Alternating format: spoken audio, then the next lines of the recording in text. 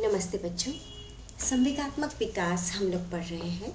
इसके 10 भाग हम लोग पढ़ चुके हैं और आज हम इसका 11वां और अंतिम भाग पढ़ने वाले हैं। इसके साथ ही संवेगात्मक विकास का ये चैप्टर हमारा समाप्त हो जाएगा। संवेगों पर नियंत्रण हम लोग पढ़ चुके थे भाग 10 में, और आज हम पढ़ेंगे संवेगात्मक प्रभुत्व के बारे में। बच्चों, संवेगात्मक प्रभुत्व क्या है? संवेगात्मक प्रभुत्व का आशय है कि बालक में जो जो संवेग विद्यमान है, अर्थात जो संवेग बालक के अंदर में है, उनमें से बालक किन किन संवेगों का प्रदर्शन अधिक मात्रा में करते हैं, जिसके कारण उनका व्यवहार प्रभावित होता है। अर्थात बच्चों, ऐसा कौन सा संवेग है, ऐसे कौन से संवेग हैं जिनका कि बालक प्रदर्शन बार बार करता है और अधिक मात्रा में करता है, उसको हम कहते हैं संवेगात्मक प्रभुत्व। बच्चों, ये जो संवेगात्मक प्रभुत्व होता है जन्म से ही विद्यमान नहीं होता है। ये वातावरण से और परिस्थितियों के प्रभाव से विकसित होता है। कुछ बालकों में नकारात्मक संवेगों की अधिकता होती है तो कुछ में सकारात्मक की। और सबसे बड़ा कारण इसका ये होता है बच्चों कि किस प्रकार के वातावरण में बालक की परवरिश हुई है। बालक का भौतिक, सामाजिक, पारिवारिक, मनोवैज्ञानिक, आर्थिक वातावरण किस प्रकार का है। क्योंकि बच्चों, जिस प्रकार के समुदाय में और वातावरण में बच्चा रहता है, वैसे ही वो संवेगों की अभिव्यक्ति करना सीखता है। अगर कोई परिवार ऐसा है बच्चों जहाँ पर कि परिवार बहुत सुखपूर्वक रहते हैं, खुशी से रहते हैं, आनंदमय रहते हैं, क्लेश नहीं होता है, हर्ष, खुशी, जिज्ञासा, आनंद, ऐसे संवेग अगर अधिक हैं तो बच्चों में भी ऐसे ही संवेग देखने को मिलते हैं। तो बच्चों में भी क्या होगा, सकारात्मक संवेग होंगे, और बच्चा जब भी प्रदर्शित करेगा तो सकारात्मक संवेग ही उसके ऊपर प्रभुत्व जमा कर रखते हैं।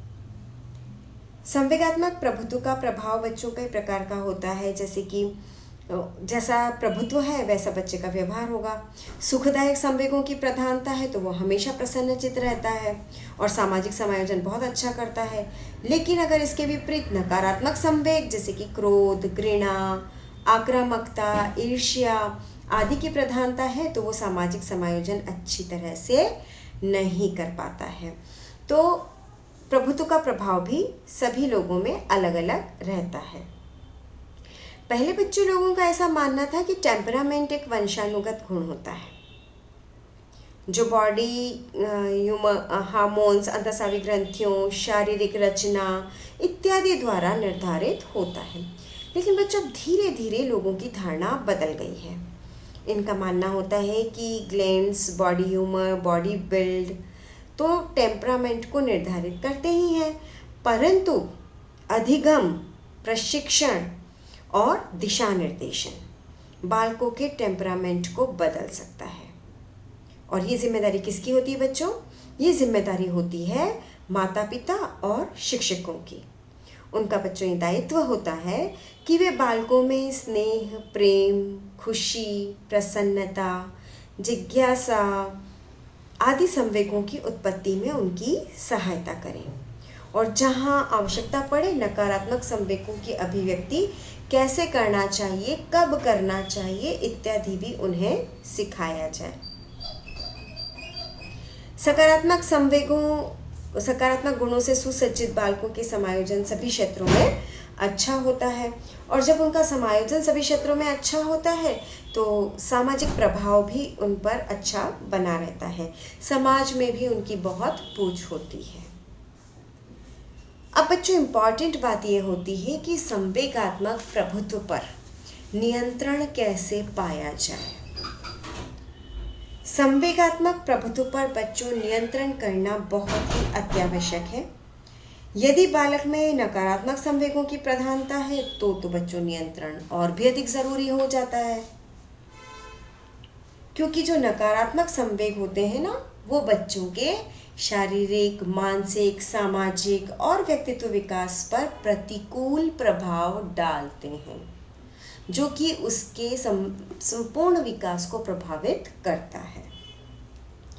तो संवेगात्मक प्रभुत्व पर नियंत्रण 3 प्रकार से पाया जा सकता है: प्रशिक्षण एवं निर्देशन द्वारा, वातावरणीय कारक पर नियंत्रण द्वारा और अनुकरण द्वारा। सबसे पहले हम बात करते हैं प्रशिक्षण एवं निर्देशन द्वारा।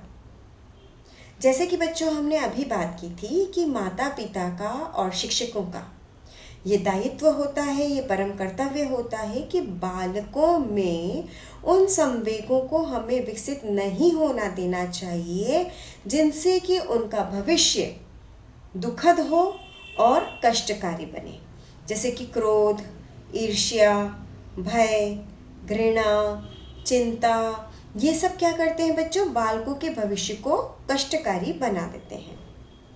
साथ ही बच्चों, पेरेंट्स को स्वस्थ संवेगों के विकास में सहायता करनी चाहिए, जिससे कि उनका प्रभावशाली एवं आकर्षक व्यक्तित्व का निर्माण हो सके। जैसे बच्चों, यदि बालक कोई प्रश्न पूछता है तो उसकी जिज्ञासा को शांत करना चाहिए, उसे डांटना नहीं चाहिए, उसे लज्जित नहीं करना चाहिए, उसे ये नहीं कहना चाहिए तुम प्रश्न बहुत पूछते हो, तुम चुप हो जाओ, क्योंकि उनमें जिज्ञासा जैसे संवेगों का विकास होता है। अगर बच्चों में जिज्ञासा है तो इंसान कैसा होगा? खोजी प्रवृत्ति का होगा और उसमें सृजनात्मकता और नवाचार का गुण विद्यमान होगा। ऐसे जो बच्चे होते हैं वो आगे चल कर के महान वैज्ञानिक बन सकते हैं।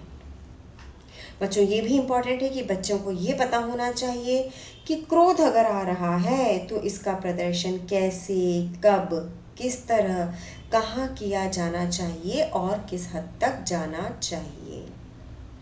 बच्चों, क्रोध तो आता है, लेकिन क्रोध में भी हमें वाणी पर अगर कंट्रोल रहता है, अपने संवेगों पर कंट्रोल रहता है ना, तो उसका समाज पर नकारात्मक प्रभाव नहीं पड़ता है। तो व्यक्ति का पूर्ण व्यक्तित्व बहुत अच्छे से, यानी कि हम ये कह सकते हैं कि बालक का पूर्ण व्यक्तित्व बहुत अच्छे से डेवलप हो सकता है। नेक्स्ट पॉइंट है हमारा वातावरणीय कारक पर नियंत्रण द्वारा।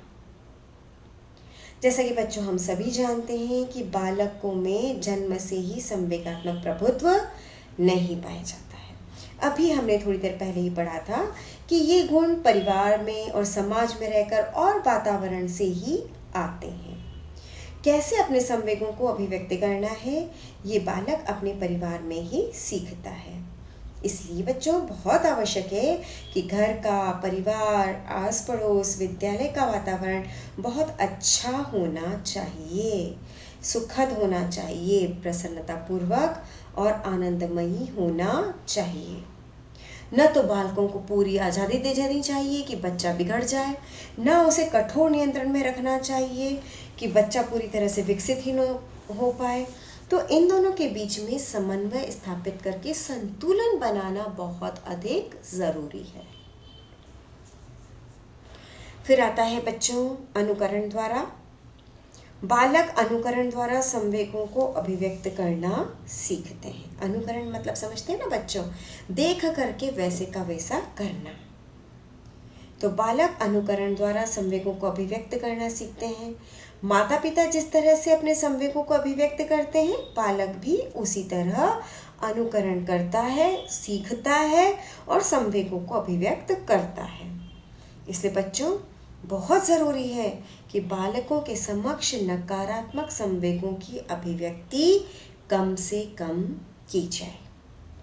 तो बच्चों ये हमने अभी पढ़ा संवेगात्मक प्रभुत्व के बारे में, और अब हम पढ़ेंगे संवेगात्मक संतुलन के बारे में।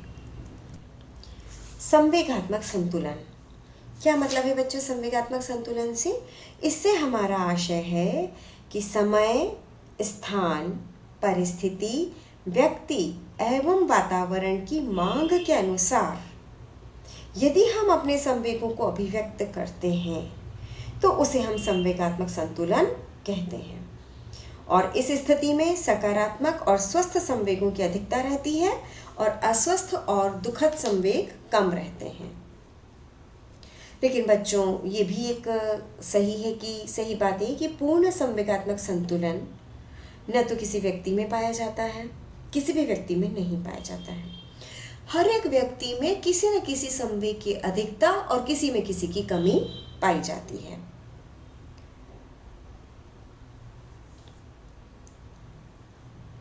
बचपनावस्था और बाल्यावस्था में बालकों के लालन पालन पर पूरा ध्यान देना बहुत आवश्यक है, ताकि बच्चा नकारात्मक संवेगों से बच जाए, और अगर उसमें आते हैं तो किस तरह से संतुलन क्रिएट किया जाए, किस तरह उसे नियंत्रित किया जाए।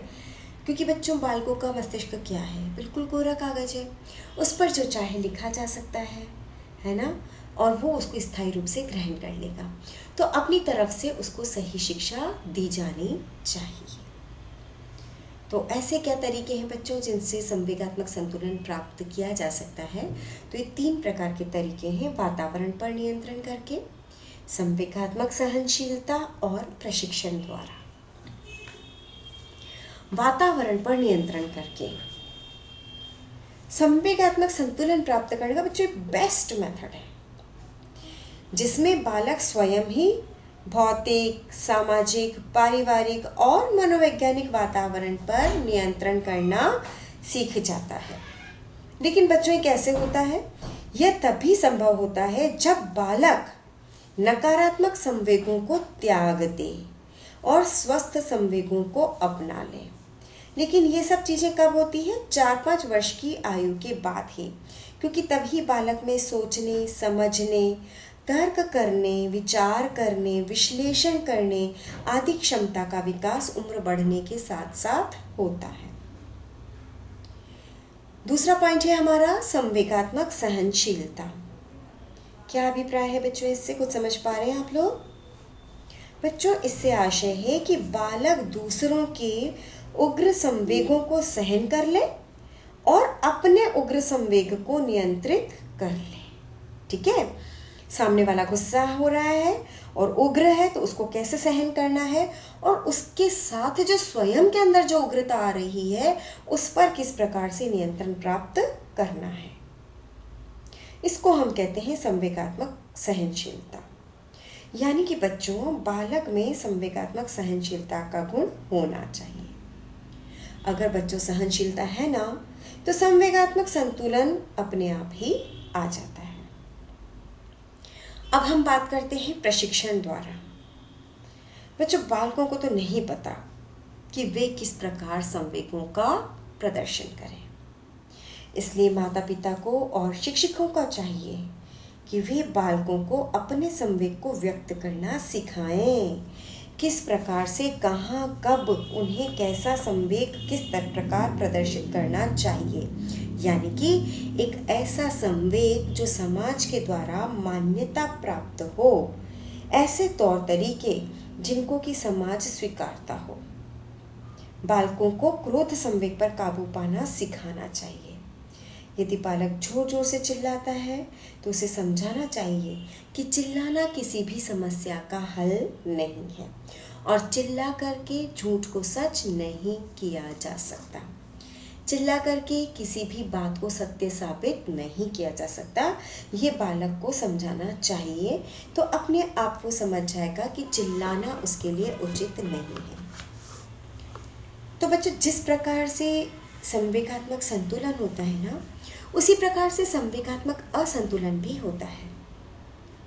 जब बालक अपने संवेगों की अभिव्यक्ति समाज द्वारा मान्य तरीके से नहीं कर पाता है ना, और वो असमर्थ होता है, तो उसे हम संवेगात्मक असंतुलन की अवस्था कहते हैं। ठीक है? इसमें होता है 2 स्थितियां, एक निम्न संवेगात्मकता, एक उच्च संवेगात्मकता। जब संवेगात्मक अनुभवों की तीव्रता और आवृत्ति सामान्य से कम हो तो उसे निम्न संवेगात्मकता कहते हैं, और जब अनुभवों की तीव्रता और आवृत्ति सामान्य से अधिक हो तो इसे उच्च संवेगात्मकता कहते हैं। तो बच्चों, संवेगात्मक संतुलन होना बहुत ज़रूरी है, तभी बालक का सर्वांगीण विकास हो पाता है। तो बालकों के संपूर्ण विकास के लिए, सर्वांगीण विकास के लिए बच्चों के अंदर संवेगात्मक संतुलन होना अनिवार्य है। और अगर संवेगात्मक संतुलन पर्याप्त मात्रा में होता है तो बच्चा बहुत अच्छी प्रकार से विकसित हो पाता है। बच्चों, अभी हमने बात की संवेगात्मक विकास के बारे में, और इसी के साथ आज हमारा ये चैप्टर यहीं पर समाप्त हो जाता है। धन्यवाद।